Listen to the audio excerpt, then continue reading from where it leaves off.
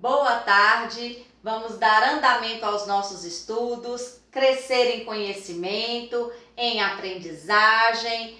Hoje é terça-feira, dia 12 de maio, e a nossa aula é especificamente de geografia.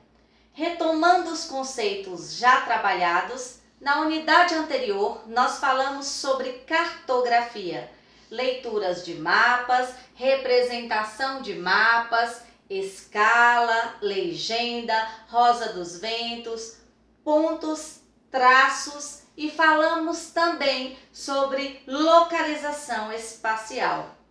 Dando continuidade aos nossos estudos, vamos agora falar um pouco sobre campo e cidade, sobre a relação, a interdependência entre campo e cidade.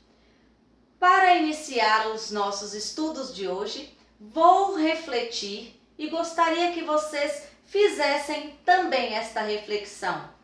Repensem em conceitos que vocês já têm, em conhecimentos que vocês já têm e o que vocês já sabem sobre o assunto. O que é campo? O que é cidade? Quais são as características do campo? Quais são as características da cidade? O campo é mais importante que a cidade? A cidade é mais importante que o campo? O campo vive completamente isolado da cidade? A cidade vive completamente isolada do campo? Qual é a relação entre campo e cidade? Um precisa do outro? Um depende do outro? Pensem sobre essas questões, reflitam um pouco sobre elas, busquem os conhecimentos que você já tem sobre o assunto para darmos andamento nas atividades. Peguem o livro de geografia, os materiais necessários para a realização das atividades e vamos começar. Falando exclusivamente do campo, no campo a vida é bem tranquila, muito calma, pouco movimento de carros, pouco movimento de pessoas, as casas são bem afastadas umas das outras, as ruas são de terra, tem muito mais plantação do que construção e as pessoas do campo se dedicam às atividades da agricultura, da pecuária e do extrativismo. No campo, as pessoas vivem exclusivamente de atividades econômicas que se voltam para o plantio, para a criação de animais e para a extração de materiais e produtos diretamente da natureza. O campo fornece matéria-prima para a cidade, enquanto a cidade fornece prestação de serviços para o campo. Falando agora especificamente da cidade, na cidade a vida é mais agitada, tem muito movimento, veículos e pessoas em grande quantidade nas ruas. As pessoas se dedicam a inúmeras atividades voltadas para o comércio, para a prestação de serviços, para a indústria. Além disso, na cidade existem inúmeras construções, as ruas são asfaltadas, existem muito mais prédios, casas, shoppings do que plantações e as pessoas vivem de forma mais agitada, se dedicam muito mais ao trabalho, passam mais tempo fora de casa.